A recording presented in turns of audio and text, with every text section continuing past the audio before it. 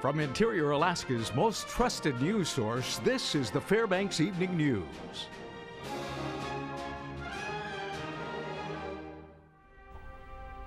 Good evening. Thank you for joining us tonight. At about 9:30 Saturday night, a two-vehicle collision in Fairbanks left one man dead. He has been identified as 73-year-old William Ambrose Sr. of Fairbanks. Police say Ambrose was driving a Ford Focus West on 3rd Street, turning onto the Stees Highway when a Ford pickup hit the car on the driver's side. Police say witnesses reported that the truck did not stop for the red light. Ambrose was taken to the hospital by ambulance where he was pronounced dead. The woman driving the truck and her passenger were not hurt. The investigation of the crash is continuing and reports will be forwarded to the district attorney's office to see if charges will be filed.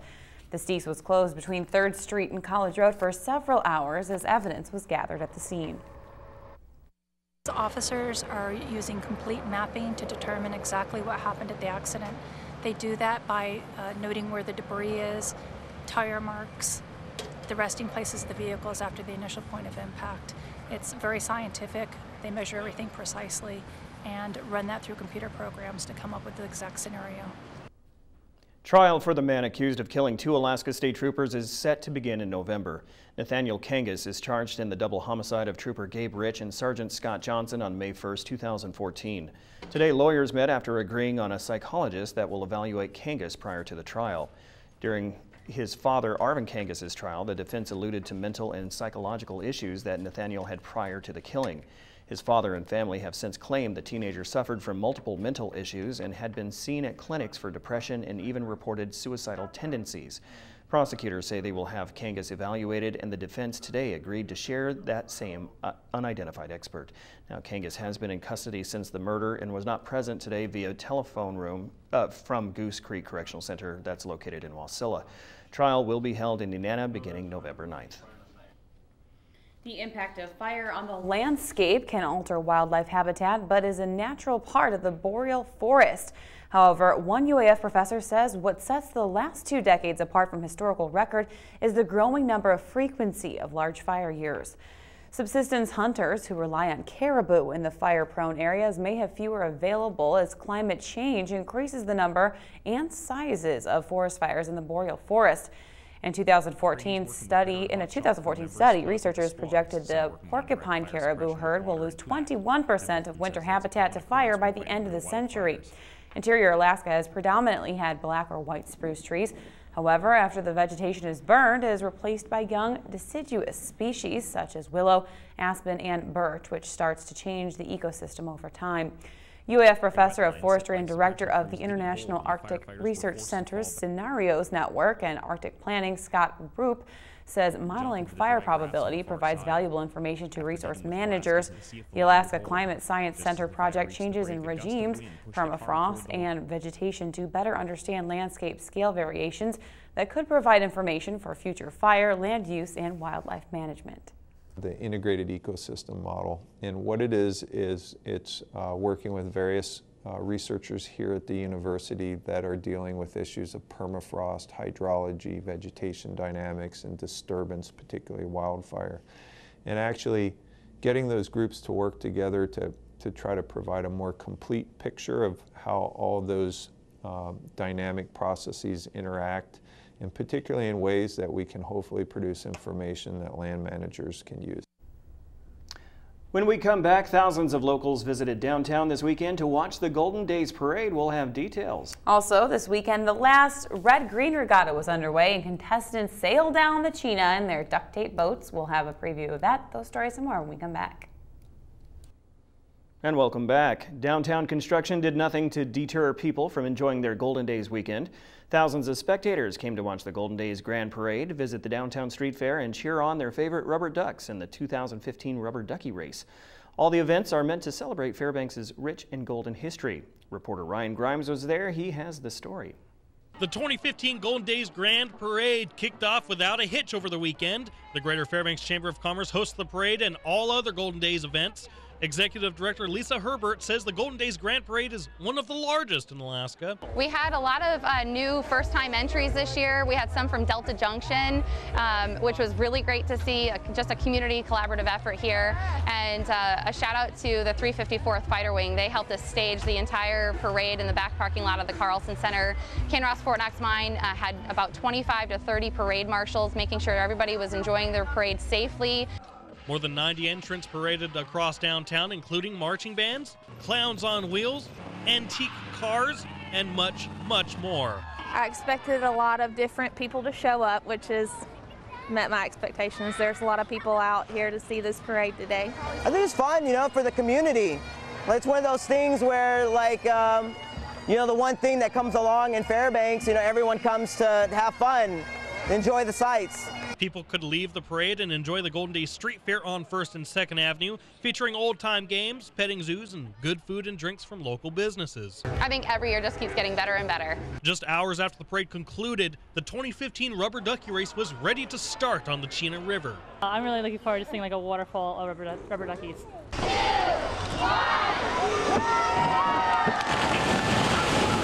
The multiple winners of the Rubber Ducky Race had the chance to win cash and prizes worth over $35,000. Yeah, that'd be great if we could win. Yeah, that's what we got the tickets for, but it's more just to see the experience. Race committee members plucked the fastest duck, number 1833, out of the water before collecting over 7,000 yellow rubber avians. Herbert says tickets to the race were sold out before it started. Sold out, record time. We were sold out again by about 10:30, and I think next year we're going to challenge ourselves and maybe add another 1,500 ducks to the mix. This is Ryan Grimes reporting from Golden Heart Fairbanks. This year was the final year that KUAC Broadcasting launched the Red Green Regatta on the Chena River. The 19th annual flotilla of fun happened over the weekend. It follows the theme of the Red Green Show, from which contestants make their boats out of at least one roll of duct tape. To commemorate the last Red Green Regatta, Red Green Show host Steve Smith came to Fairbanks to see it all for himself. Reporter Ryan Grimes has the story. Mr. Red Green himself came to see the final Red Green Regatta River Flotilla.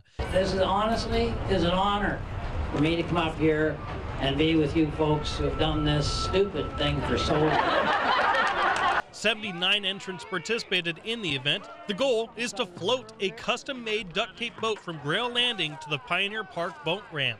Sounds simple enough, but try adding water guns into the mix. Contestants often battle with spectators on their way to Pioneer Park.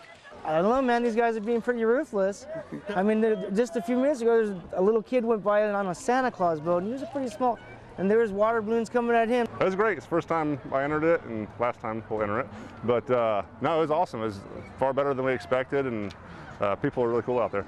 Due to funding issues, the KUAC Red Green Regatta is no longer happening after this year. It's news that does not sit well with fans of the event. I'm kind of bummed out. Yeah. That's it's been a tradition for a while, coming to see it and enjoy it, and so it's like, oh man. This is for Harold's Tobacco. I'm not saying what order we're doing the prizes in, but the best one comes last, so it gives you a sense of where this one fits in. Steve Smith volunteered to name the winners of the 2015 Red Green Regatta. Some contestants received prizes for ingenious floats. Others received prizes for less than ideal reasons. Second place winner Matt Irnaga and his family say they see the Red Green Regatta as an annual tradition. I know Paula will say it's a chance to clean out our yard of all the stuff I collect for the Red Green Regatta. Well, we are a little sad that it's going to closing, coming to an end. But this is what, number 8 for us? Or? Yeah, this is probably our 8th time we've done it. But anyway, there's still a future. I think there's enough folks in this community that we can pull together and do something on our own, maybe. I don't know why it's coming to an end, but I know a lot of guys who couldn't keep their marriage going for 19 years. My television show was only in production for 15 years. So I think we should focus on, we made this thing run a heck of a long time rather than how much shorter it is than you wanted it to be. This is Ryan Grimes reporting. Pretty cool. Yeah, so today is not only my wife's birthday, but it's also Joe Cook's birthday. It is, so happy. Are you going to sing? No, I'm not going to sing, but you know, Joe took the night off to celebrate his birthday. So Ryan Grimes is going to be doing the sports, actually. No, I'm just kidding. Ryan Grimes. Fussell is I was like, next. wait a minute. What? Well, he did all the other stories. He sure did. He'll have a look at last weekend's action, including the results from a local golf tournament and an NFL player who came to the Golden Heart City to inspire young athletes. Yep, stay tuned. Mike Fussell's next.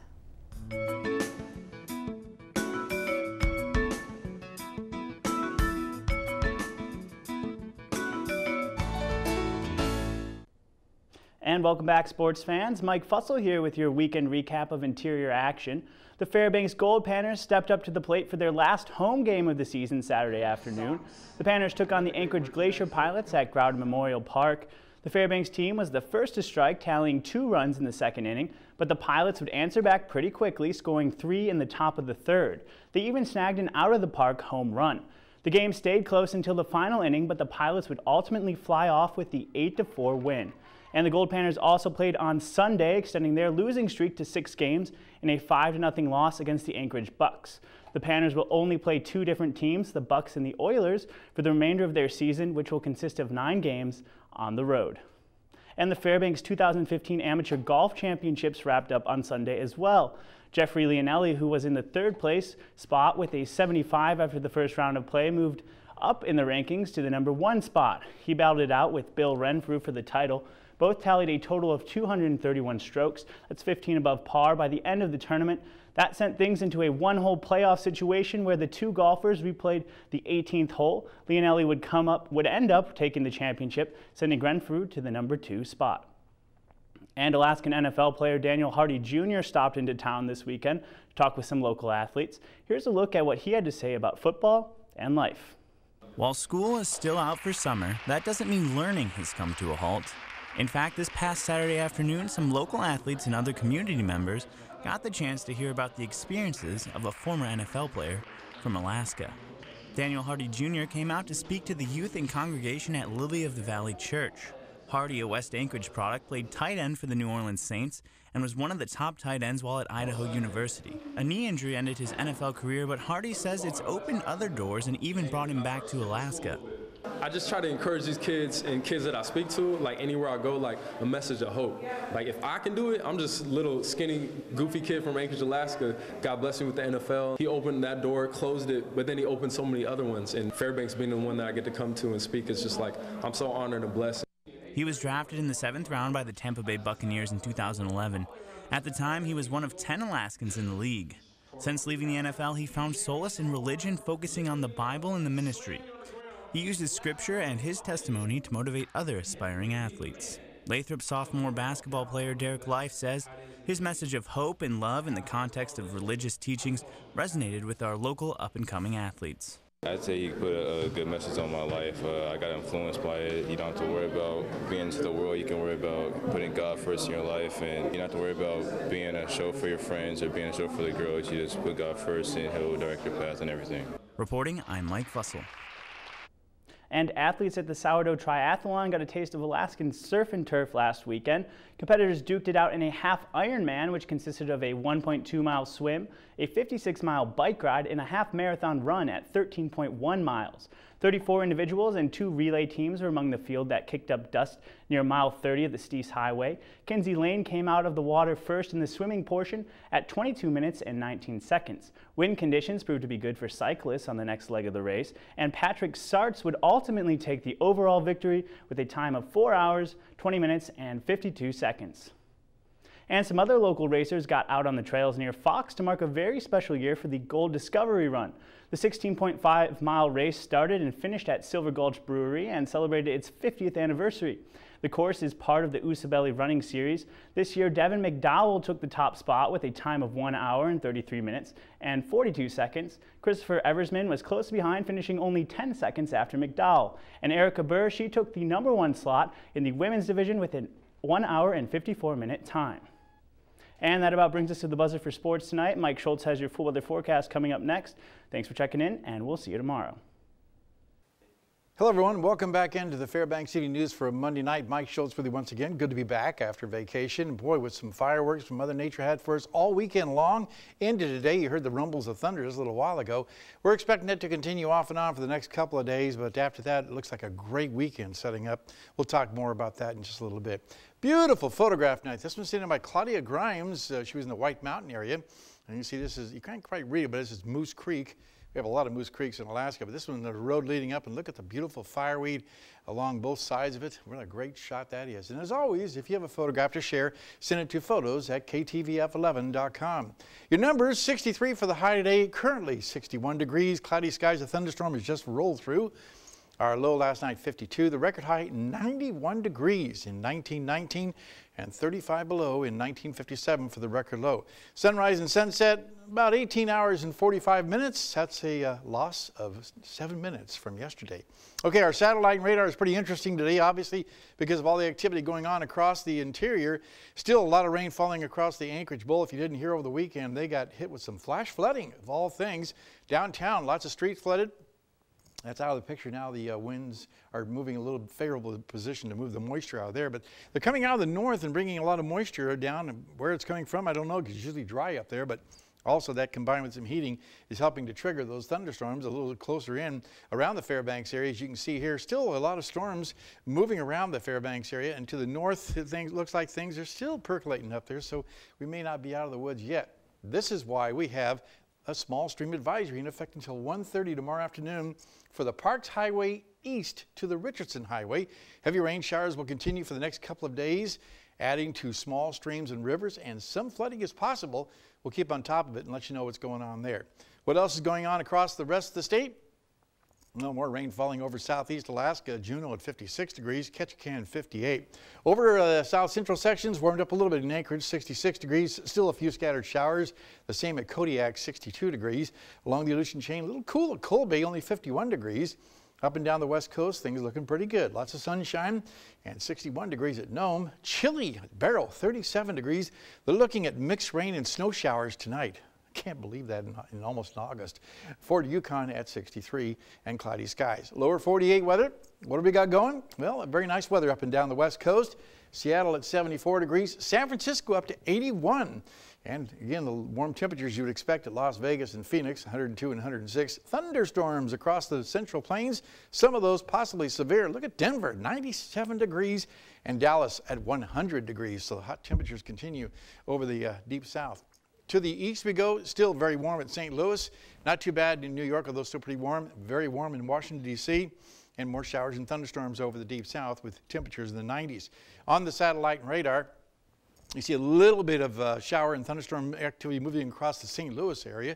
And then a lot of activity moving across the northern plains. This all in association with an area of low pressure that'll be bringing with it quite a bit of weather. But to talk about your hot temperatures, look what it's going to be like tomorrow in Texas, in Oklahoma, Arkansas, Louisiana, all the way over from to Alabama, Mississippi, and even Georgia. Temperatures will be feeling like 110 to 115 degrees. You combine that with the humidity, it's just downright miserable. All being brought about, once again, by the jet stream being so far to the north, allowing all that moisture to come up from the south, and that is what helps to develop the afternoon thunderstorms, but also brings a lot of humidity. Well, let's go on back to Alaska and see what's going on here in the northern sections. Mixed showers for Barrow and decreasing clouds for Nome, and showers or thunderstorms are still possible for Fort Yukon. Temperatures in the low 60s. Over the interior, showers and thunderstorms across the region once again tomorrow, especially around the Delta Junction area. Fairbanks may get up to 70, but not quite. Over southeast Alaska, the rains will continue. Heavy rain in the Juneau region, with rain expected once again for Ketchikan. Over to the southwest part of the state, rain for Cold Bay. Isolated showers for Kodiak and also at Bethel. And down around the south central regions, looking at, for the most part, isolated showers for Anchorage and Homer, and showers for Valdez. So our forecast for the remainder of the night looks like this. Scattered rain showers and maybe some more thunder.